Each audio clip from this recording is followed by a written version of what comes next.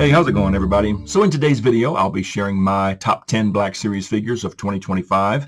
It's been a pretty good year, and I actually had 17 figures that I liked a lot, but a top 17 video would be very silly. So I have 7 honorable mentions and then the top 10, and I base my top 10 off of looks, articulation, posability, engineering, and of course how well I like the character, that sort of thing.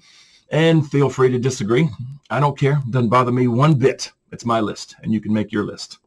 That's how that works. So with all that out of the way, let's go. So starting with the honorable mentions, and I actually only have 6. I thought I had 7, but it's only 6. Sorry. But the first honorable mention goes to Dagan Gera from Star Wars Jedi Survivor. I did not play Survivor, but I did watch the cutscenes so I wouldn't be completely lost. And I thought Dagan was a very cool character, and the figure looks phenomenal. Both versions, the one-armed version as well as the force-arm version. The outfit's incredible. The head sculpt is just tremendous. It's a great figure, but not quite good enough to make the top 10. And this next honorable mention goes to Prince Shizor from Shadows of the Empire. Great game, great character, and I was very surprised that Hasbro actually opened up a Shadows of the Empire line. I mean, we got 4 figures so far. Very cool, but Shizor looks incredible on the shelf. The head sculpt, the outfit, he holds the staff very well. I think the articulation's actually very good. Yeah, he's a great looking figure. And another one, same game, and that's Dash Rendar. I think they nailed the outfit. The head sculpt looks fantastic. He's very posable. He holds the blaster very well. 2 very cool figures. They just didn't make the top 10. And the next 2 honorable mentions are in this general area. Here, let's start with Barris. I think they did a fantastic job on Barris Offee. The head sculpt and the outfit are just well done. Love the figure. And right beside her, we've got Luminara Unduli. Same story, outfit, head sculpt, just awesome. It's just these 2 ladies, for me, weren't quite as good as, but I still love them. And this final honorable mention, number 6, not number 7, number 6, and that is Clone Lieutenant Gale. Now, a lot of people may have Gale a little higher on their list, and I totally get it. It is a very good figure. And if this were a top 11 video, Gale would be number 11. I mean, the helmet is great. Love the armor, the pauldron. He's incredibly posable, but he just didn't quite make it for me. Now, if he were weathered, well, him and Bakara both, if he were weathered, he would definitely be higher, but it's still a good figure. All right, so now moving on to the top 10. And coming in at number 10 is SM33. And as you see, I have 2 of them.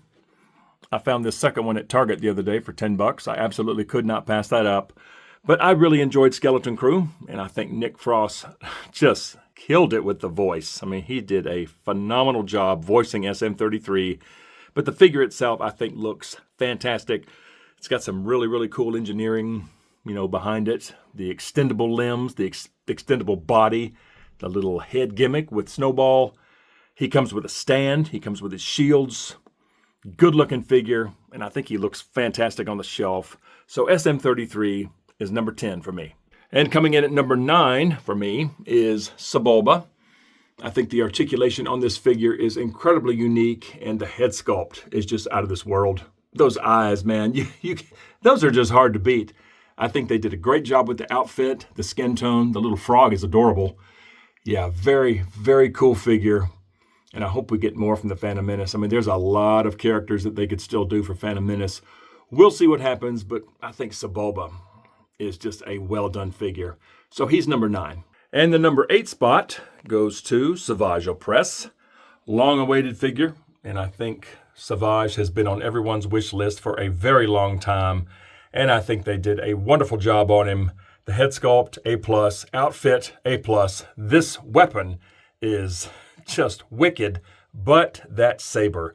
If his lightsaber looked a little better, he probably would have been a little bit higher on the list, but that saber does bring the figure down. That is truly unacceptable, but overall, it's still great. I'm happy to have it. So Savage Opress is number 8. And coming in at number 7, let's head back over here. Right here, Shaak Ti. What a good-looking figure. I mean, sure, Barris and Luminara, they're just great. But Shaak Ti is on another level. The eyes, the lips, the skin tone, the gold accents on her forehead, the leku, the outfit, everything about her is just absolutely beautiful. So yeah, Shock Tease number 7. And let's bounce over to these shelves here. So this is where I have the original trilogy. And coming in at number 6 is the all-new Chewbacca. And something else that I base my top 10 on is how badly we need a figure in the line. And we have needed a Chewie with better articulation and that's better scaled too. You know, the others were just too tall. This one is like the perfect height, and he can actually hold his bowcaster very well. The sculpt is great, and the face, I think they did a really nice job.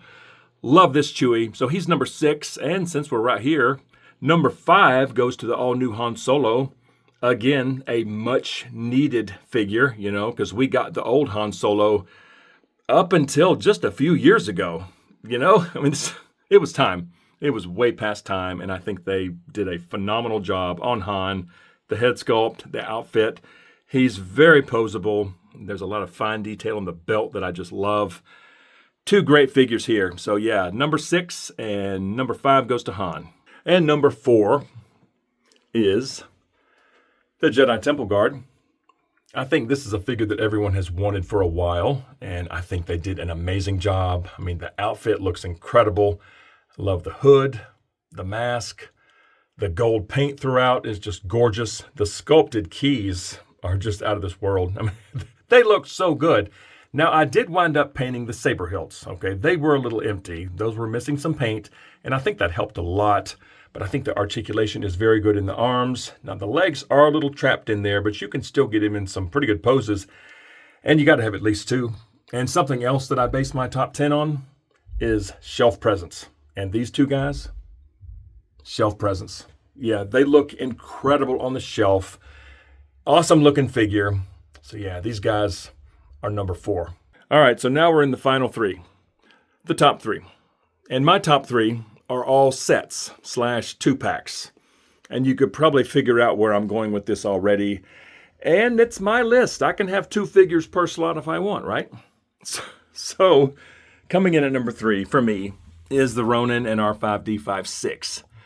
Killer set, the first wired robe in the Black Series. I think it works very well. The sculpt work on the Ronin is just next level. Good head sculpt, crazy articulation. I love the desaturated look of both. I mean, this one does look good, but man, the desaturated look for these guys, it's just so cool. Super cool set. So this is number 3. And the number 2 slot goes to Luke Skywalker and Darth Vader. The Bespin Duel. I think this little platform adds so much to the display. You know, all these little dio pieces are just super neat.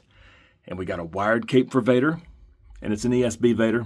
It's a great figure. But this Luke, wow, I was blown away with this Luke. It's got a wash on it, front and back. The hair sculpt is great. He's got some boo-boos on his face that look nice. All the tears and tatters on the outfit, just so well done.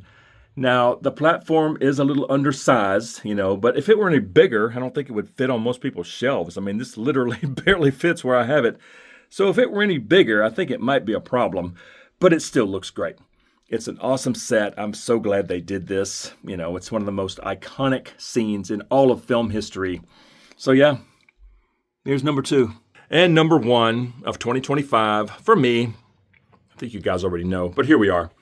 It is Anakin Skywalker and Obi-Wan Kenobi from Revenge of the Sith, this Mustafar set.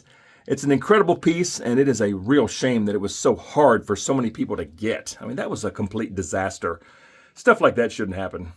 You know, Hasbro should have known this would be a highly desirable piece. You know, do better next time. So I feel very fortunate to have this in the collection, but it's just great. The platform, the panning droid, the lava effects. Now, these 2 rocks were sent to me by David at Red Wagon Dioramas. I've had these for a while, but I just recently moved them here, and I think they work well. But this Anakin and Obi-Wan, 2 much needed, long-awaited updates. I mean, here's the archive releases. I mean, they served their purpose for a while, but having updated versions of Episode 3, Obi-Wan and Anakin, is just awesome. You know, the head sculpts on both, I think, are well done. The outfits look great. The articulation is wonderful on both. It's an awesome set, and I think this is easily the best thing in the Black Series right now. So happy to have it. So this is without a doubt number one. All right, there we have it. That was my top 10 of 2025. I hope you guys enjoyed the video, but please comment below. I would absolutely love to hear your top 10. So yeah, please do that. And if you enjoy videos on Star Wars The Black Series, smack like and subscribe if you're new. And don't forget to turn on notifications. I would certainly appreciate it. And something else that I would love for you to consider, and that is joining the channel. It is the 112th Battalion. It's only 99 cents a month. You'll get sneak peeks to upcoming videos and custom emojis and loyalty badges, and even some exclusive members-only content. I would definitely appreciate that. But just like always, thank you guys so much for watching. See y'all next time.